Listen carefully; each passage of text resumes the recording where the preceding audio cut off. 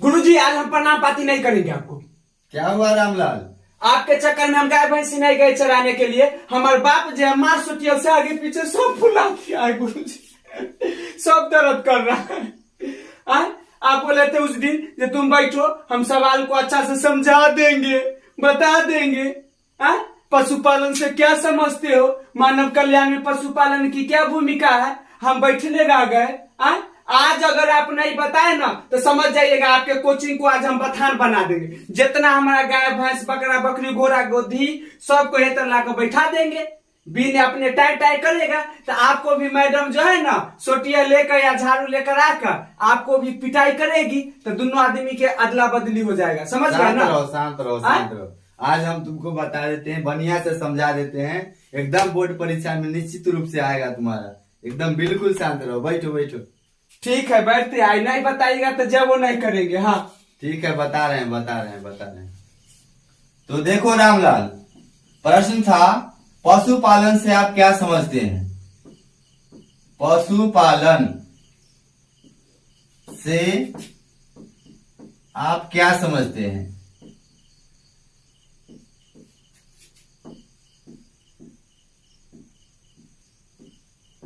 गुरुजी एक और रहे। जी बोलो। ओहे वाला मानव कल्याण वाला। अच्छा, मानव कल्याण में पशुपालन की क्या भूमिका है? जी जी जी। अच्छा ठीक ठीक। मानव कल्याण में पशुपालन की क्या भूमिका है?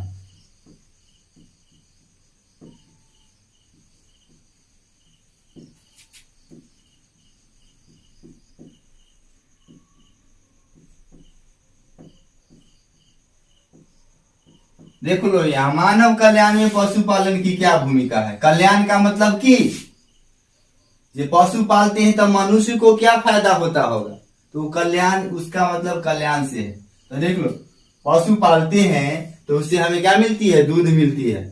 दूध से दही बनती है, मिठाई बनती है और क्या क्या चीज होती है। तो पशुपालन से दूध की प्राप्ति होती है। पशुपालन करते हैं यानी कि बकरी पालन करते हैं, उससे मांस की प्राप्ति होती है।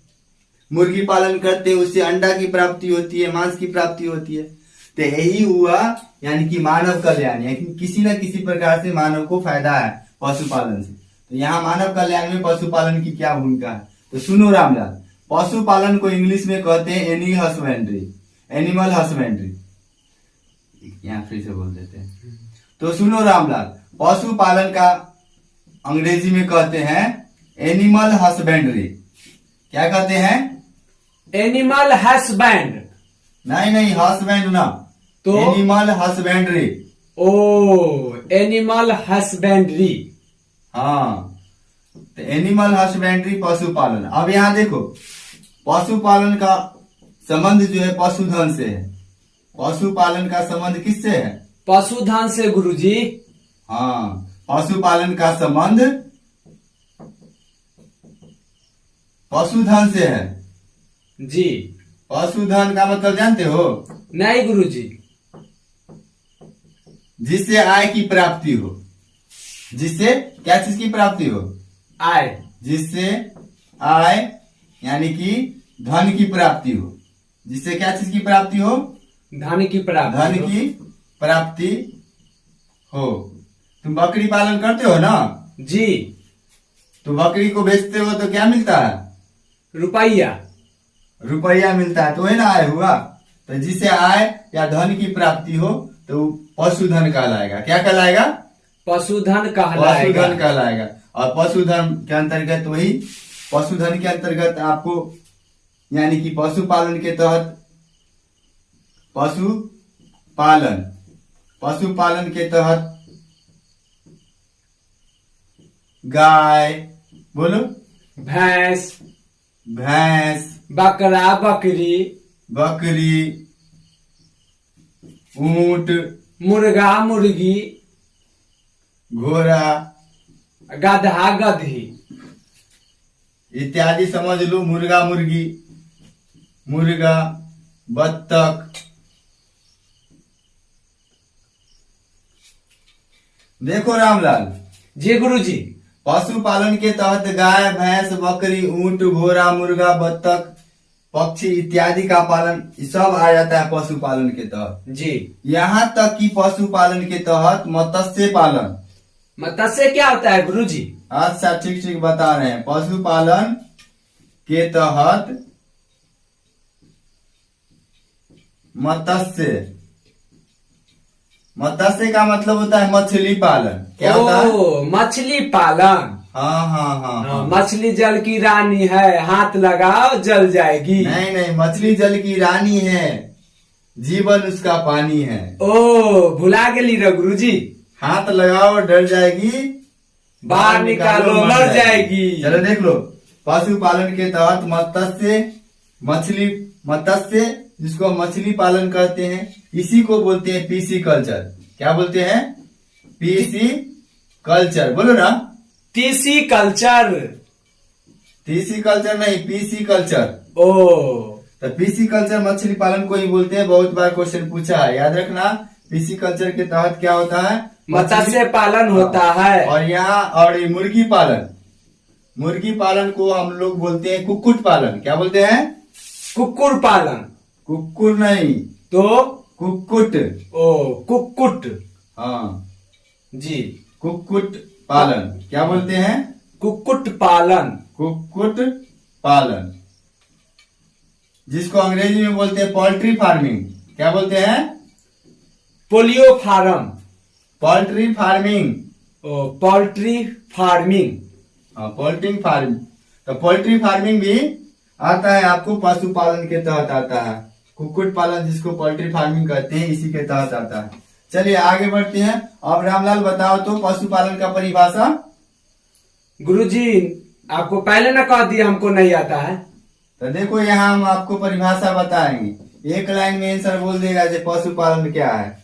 जी बताइए। देखो पशुपालन का परिभाषा ऐसे होता है, वैज्ञानिक तौर तरीकों से, बोलो, वैज्ञानिक तौर तरीकों से पशुओं का पालन करना, पशुओं का पालन करना, उसका देख रेख करना, उसका देख रेख करना, भोजन उपलब्ध कराना, भोजन उपलब्ध कराना, प्रजनन कराना, प्रजनन कराना, रोगों का इलाज करना, रोगों को इलाज करना, टीकाकरण करना, टीकाकरण करना पशुपालन कहलाता है। पशुपालन कहलाता है। देखो लिखते हैं, हम लिख ले गुरुजी। ठीक है लिखो लिखो। ठीक है गुरुजी।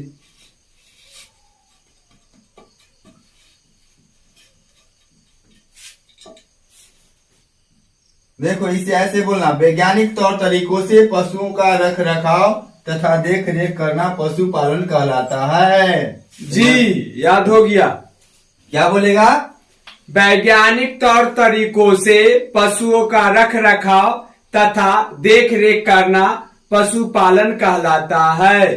चलो इतना नोट कर लिया ना? जी गुरुजी। पशुपालन के लाभ देखो, अब लाभ क्या होता है? पशुपालन के लाभ यहाँ देखते हैं। लाभ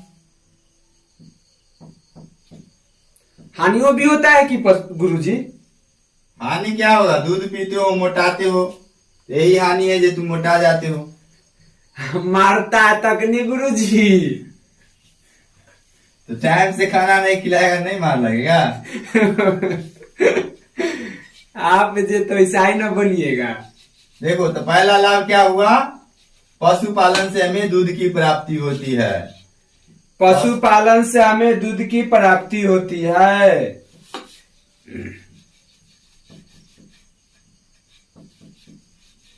क्या चीज की प्राप्ति होती है? दूध।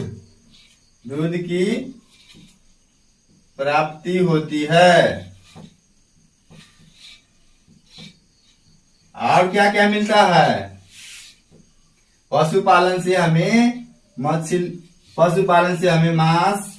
तथा अंडे की प्राप्ति होती है। पशुपालन से हमें मांस तथा अंडे की प्राप्ति होती है।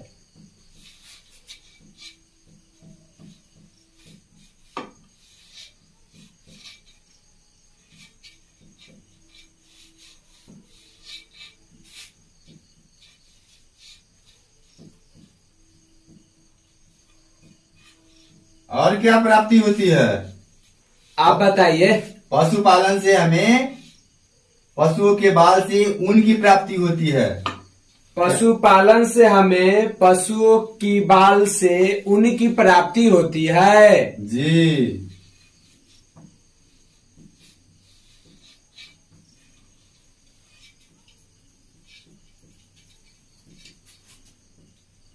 गोबर के चर्चा नहीं किए हैं गुरुजी एको बार। अच्छा, गोबर से खाद मिलता है। ओ, आपके मारकर फेंक दिए थे, याद है ना, गोबर पर।